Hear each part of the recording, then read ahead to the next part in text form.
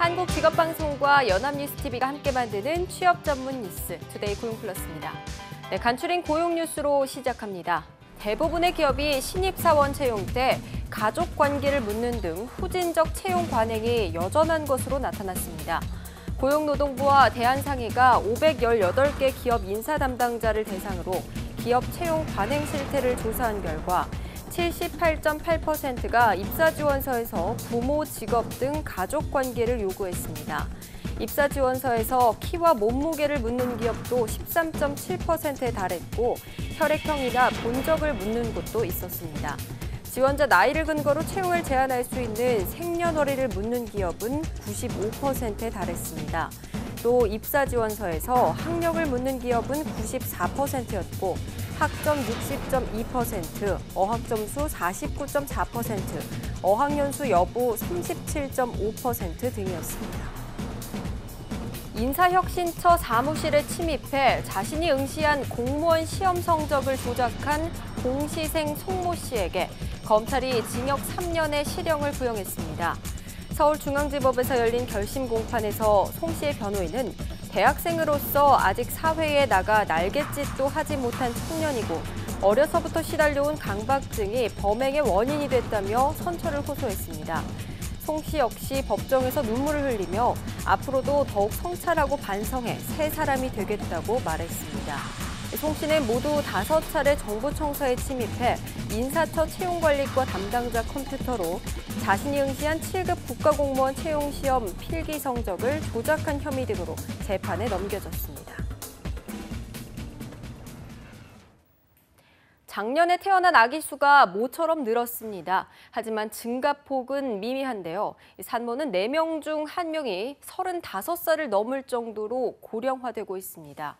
정부의 출산 장려에도 안 낳고 늦게 낳는 추세는 그대로란 이야기입니다. 김종수 기자입니다. 지난해 전국에서 태어난 아기는 재작년보다 3,000명 늘어난 43만 8천여 명이었습니다. 흑룡해로 출산부 밀었던 2012년 이후 처음 증가한 겁니다.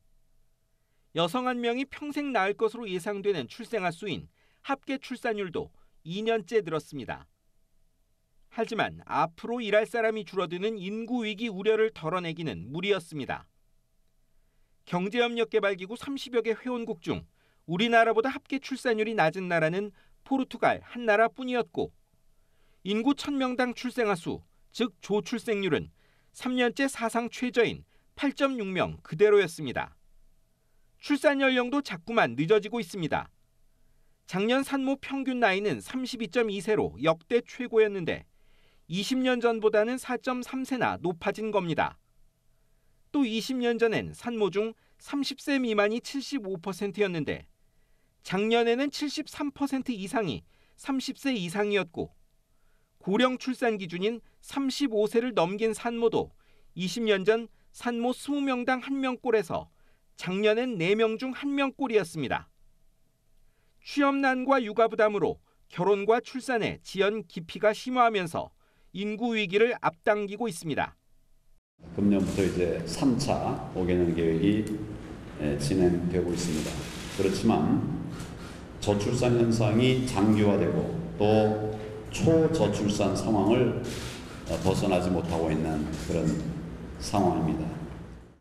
우리나라 인구는 2030년 5,216만 명을 정점으로 줄어든다는 게 정부 공식 전망입니다. 하지만 이 추세대로라면 그 시점은 더 앞당겨질 전망입니다. 연합뉴스TV 김종수입니다. 다음 달부터 난임 시술에 대한 의료비 지원이 전 소득계층으로 확대되고 내년 7월부터는 남성 육아휴직 급여가 월 최대 200만 원씩 3개월까지 지급됩니다. 정부는 오늘 국무총리 주재 국가정책조정회의에서 이 같은 내용의 저출산 보완 대책을 확정했습니다. 보완 대책에는 3명 이상 다자녀 가구의 경우 국공립 어린이집 입소와 국민 임대주택 입주 시 우선권을 가지는 내용도 포함됐습니다. 정부는 이런 대책이 잘 추진되면 내년 출생아가 2만 명 정도 늘어날 것으로 기대하고 있습니다. 음주운전 논란이 불거진 이철성 경찰청장이 우여곡절 끝에 공식 취임했습니다. 하지만 청문보고서 채택을 거부한 야당이 반발하고 있어 험로가 예상됩니다. 황정현 기자입니다. 이철성 경찰청장이 공식 취임했습니다. 경찰청장 후보자이자 직무 대행을 맡은 지 하루 만입니다. 애초 이 청장은 강신영 전 경찰청장 이임식에 맞춰 취임하려 했지만 청문 보고서 채택이 늦어져 임명이 미뤄졌습니다. 우여곡절 끝에 경찰은 공식적으로 새 수장을 맡게 된 겁니다. 최근 동료 여러분에게 오래된 저의 허물로 인해 많은 심려를 끼쳐드려 미안합니다. 저는 국민과 동료 여러분들을 섬기는 자세로 일하면서 마음의 빛을 하나씩. 그러나 이 청장 임명을 두고 앞길이 순탄치만은 않을 것이라는 전망이 나오고 있습니다. 인사청문회 과정에서 과거 개인 비위가 드러나 야권의 반발로 청문 보고서 채택이 무산됐고 공세는 더욱 거세질 수 있기 때문입니다. 특히 음주운전 사고 전력은 경찰 총수로서 대내외적 권위를 확립하기 위해 시급히 풀어야 할 과제로 꼽힙니다. 하지만 이 청장이 공식 임명된 만큼 산적한 과제를 해결하기 위해 조직 다잡기에 나설 것으로 보입니다. 부산 학교전담 경찰관 사건을 비롯해 이딴 비리와 성추문 등으로 드러난 기강회의 문제는 최우선 과제로 평가됩니다. 내년 12월로 예정된 대통령 선거에서 정치적 중립을 어떻게 지켜낼지와 검찰 개혁과 맞물린 수사권 독립 과제도 주된 관심사입니다. 신임 경찰청장이 14만 경찰 조직을 이끌어갈 책임자로 거듭날지 관심이 모아집니다. 연합뉴스TV 황정현입니다. 민중은 개, 돼지 발언으로 파면된 나향욱 전 교육부 정책기획관이 징계에 불복해 소청 심사를 청구했습니다. 인사혁신처는 나 전 기획관이 23일 소청심사위원회에 징계에 대한 소청심사 청구서를 접수했다고 밝혔습니다.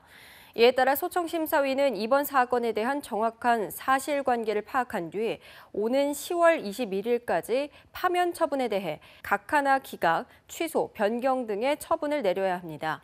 소청심사위는 본래 징계보다 무거운 처분은 내릴 수 없으며 나 전 기획관이 소청심사위의 결정에도 불복할 경우는 행정소송을 제기할 수 있습니다.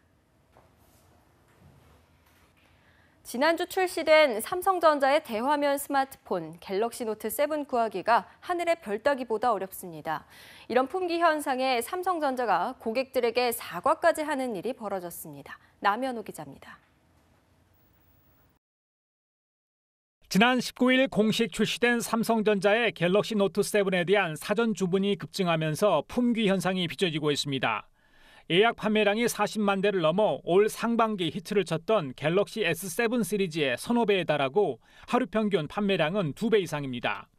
대리점마다 수령 날짜를 확인하는 고객들의 문의 전화가 쇄도하는 것으로 알려졌습니다.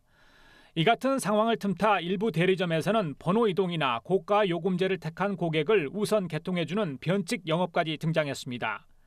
갤럭시 노트 7의 인기는 스마트폰 가운데 첫 적용된 홍채 인식 기능 등 다양한 혁신 기술에 젊은 소비자들이 호응하고 있기 때문이라는 분석입니다. 공급 차질 사태에 제조사인 삼성전자가 사과까지 하기에 이르렀습니다. 삼성전자는 홈페이지를 통해 수령 가능 일정을 알리고 공급이 지연되고 있는 데 대해 소비자들에게 사과했습니다. 이달 말까지 사전 판매분을 전부 공급하겠다고 약속했습니다. 앞으로 일주일 안에 예약 판매분을 해소하겠다는 의미입니다. 물량 부족을 시인한 셈입니다. 해외 출시 일정도 조정하고 가용 생산 라인을 총동원하는 등 전사적 차원에서 물량 공급을 추진하고 있다는 것이 회사 측의 설명입니다. 갤럭시 노트 7 열풍을 반영하듯 삼성전자 주가는 연일 최고가를 경신하고 있어 3분기 실적에 대한 기대감을 높이고 있습니다. 연합뉴스TV 남현호입니다.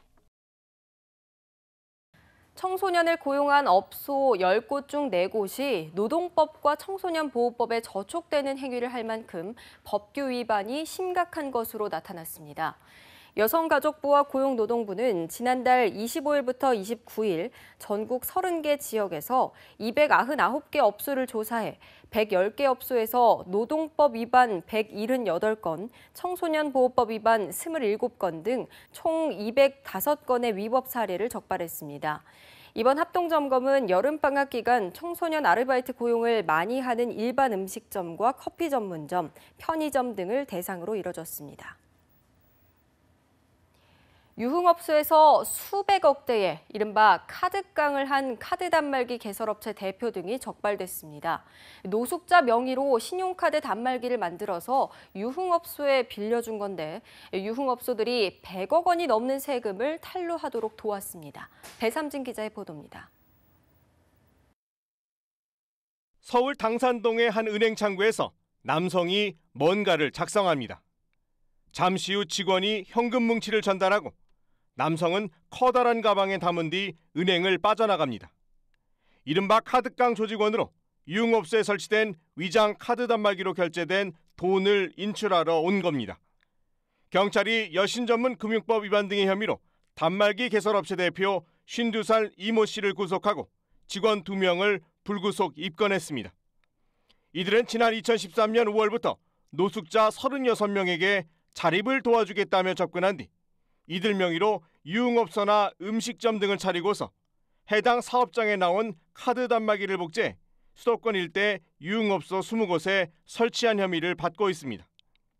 유흥업소들은 위장 단말기를 이용해 268억 원의 매출을 속였고 100억 원이 넘는 세금을 내지 않은 것으로 추정됩니다. 이런 대가로 이 씨 등은 유흥업소 매출의 10에서 13%를 챙겼습니다. 유흥업소는 최대 세율이 38%까지 이르기 때문에 세금을 포탈하기 위해서 위장 가맹점을 이용했고 결제 영수증에는 일반 음식점으로 표기되는 경찰은 세금을 포탈한 유흥업소를 국세청에 통보해 이들이 덜 낸 세금을 추징할 계획입니다. 연합뉴스TV 배삼진입니다. 증권업계 일자리가 계속해서 줄고 있습니다. 금융투자협회에 따르면 지난 6월 말 현재 증권사 임직원 수는 35,938명으로 전분기보다 297명 줄었습니다. 증권사별로는 6월에 희망퇴직을 받은 대신증권이 가장 많은 90명 줄었고 미래에셋증권과의 합병이 추진되는 미래에셋대우가 43명 감소했습니다. 이 같은 감소세로 최근 3년 새 짐을 싼 증권사 인력은 5,700명을 넘어섰습니다. 전문가들은 코스피가 2,100선을 넘어 본격적인 상승장에 진입하지 못하면 임원 감소가 지속될 것으로 보고 있습니다.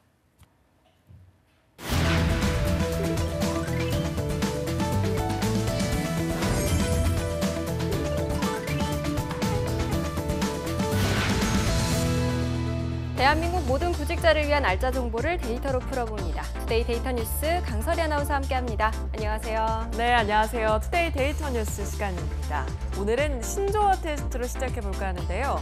여러분은 광탈, 호모인턴스, 이생망 이 세 단어의 의미를 아시나요? 혹시 박송희 아나운서는 이 중에 몇 개나 아시고 계신가요?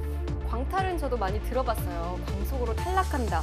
그런데 나머지 2개는 잘 모르겠는데요. 네, 하나 맞추셨으니까 나머지는 제가 알려드리도록 하겠습니다.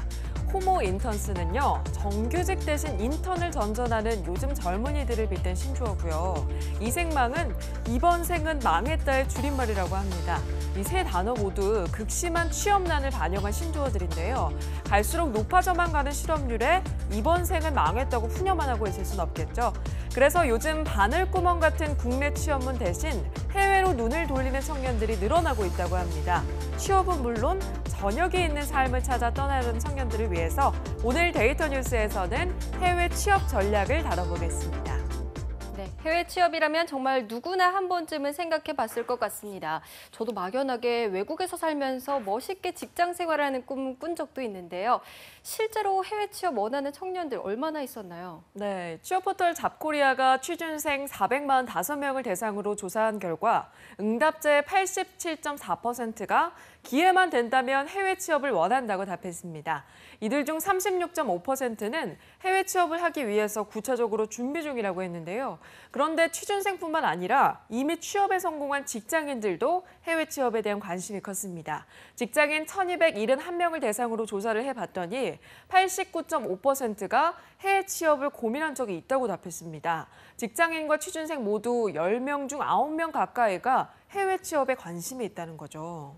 네, 기회만 있다면 가고 싶다 이런 의지가 느껴지는데요. 취업 준비생의 직장인까지 정말 요즘 청년들이 이렇게 해외 취업을 원하는 이유는 뭘까요? 네, 먼저 직장인이 꼽은 해외 취업하고 싶은 이유는 해외 기업의 복지 혜택 및 근무 환경 때문이라는 답이 가장 많았습니다. 아무래도 현재 직장에 만족하지 못하기 때문이 아닐까 싶은데요. 다음으로 취준생들은 국내에서는 더 이상 취업 전망이 없기 때문에 해외에 나가고 싶다고 가장 많이 답했습니다. 갈수록 심화되는 국내 취업난과 일자리 질의 악화가 큰 영향을 끼친 것으로 보입니다. 네, 그런데 국내 취업난이 이렇게 심각한데 해외는 사정이 조금 다를까요? 실제로 해외 취업에 성공한 청년들 얼마나 되나요? 네, 고용노동부의 발표에 따르면요. 지난해 총 2,903명이 취업에 성공했다고 합니다. 이는 2014년 1,679명에 비교해서 1년 사이에 무려 72.9%나 증가한 건데요. 해외 채용 공고 건수도 꾸준히 증가하고 있습니다. 올 1분기 해외 채용 공고는 총 6,504건으로 2014년부터 매년 증가하고 있는 추세라고 합니다. 네, 지금 같은 추세라면 정말 해외 취업이 취업난의 숨통을 조금은 트이는 데 큰 역할을 할 수도 있을 것 같은데요. 그렇습니다. 우리나라 청년들에게 러브콜을 보내는 해외 기업들은 앞으로 계속 늘어날 것으로 보입니다. 특히 일본은 2020년 도쿄올림픽을 앞두고 더 많은 인재들이 필요한 상황이지만 해마다 인구가 줄고 고령화가 진행이 되면서 구인난에 시달리고 있습니다. 때문에 많은 기업들이 젊은 인재 확보를 위해서 해외로 눈을 돌리고 있는데요. 그중에 우리나라 청년들을 가장 선호한다고 합니다. 영어 등 어학 능력이 뛰어나고 일본 문화에 더 쉽게 적응하기 때문이라고 합니다. 네, 듣던 중 반가운 소식이네요.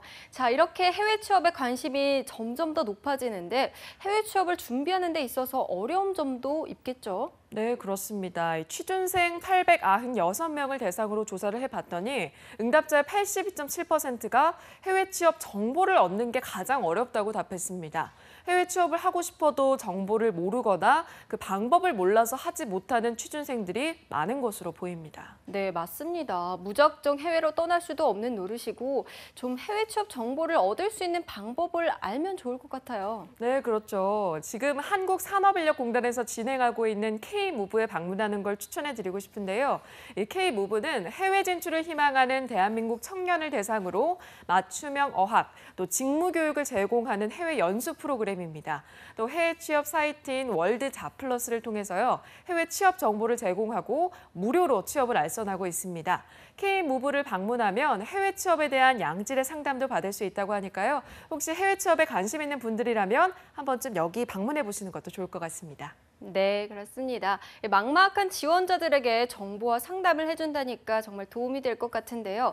혹시 이런 거 말고 또 실질적인 지원해주는 제도는 없을까요? 네, 해외 취업은 국내 취업과는 다르게 타지에 정착하기까지 준비해야 할 게 많잖아요. 경제적인 여건도 생각하지 않을 수가 없는데요. 정부에서는 이런 청년들을 위해서 연수비 일부를 지원하고 있습니다.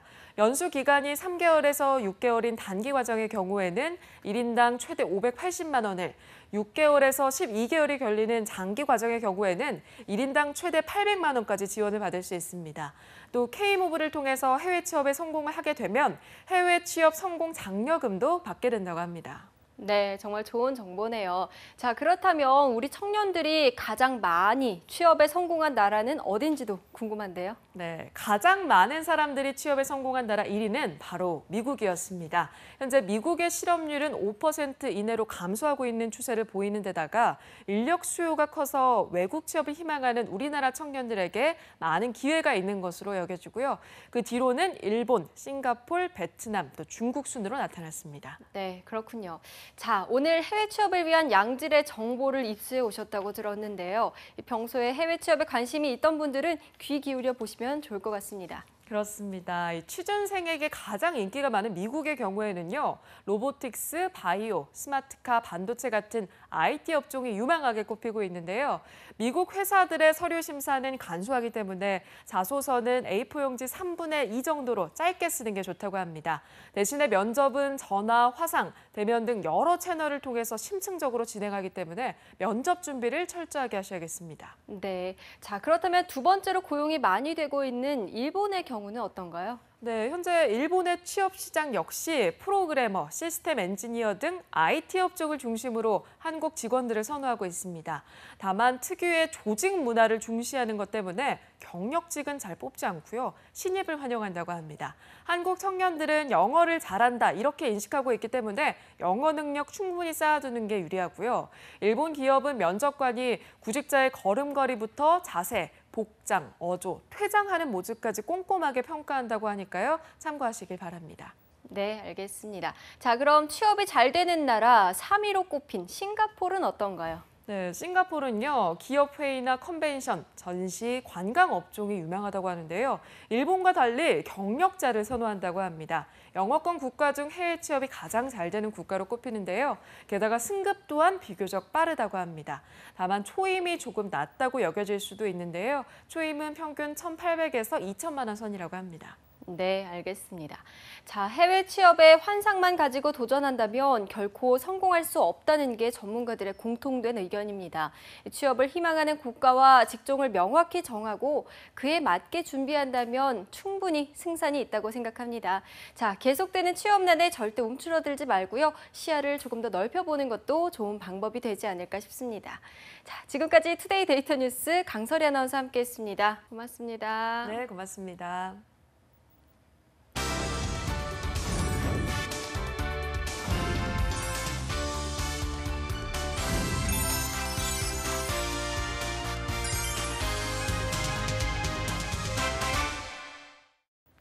투데이 고용 플러스 오늘 준비한 소식은 여기까지입니다. 함께해 주신 여러분 고맙습니다.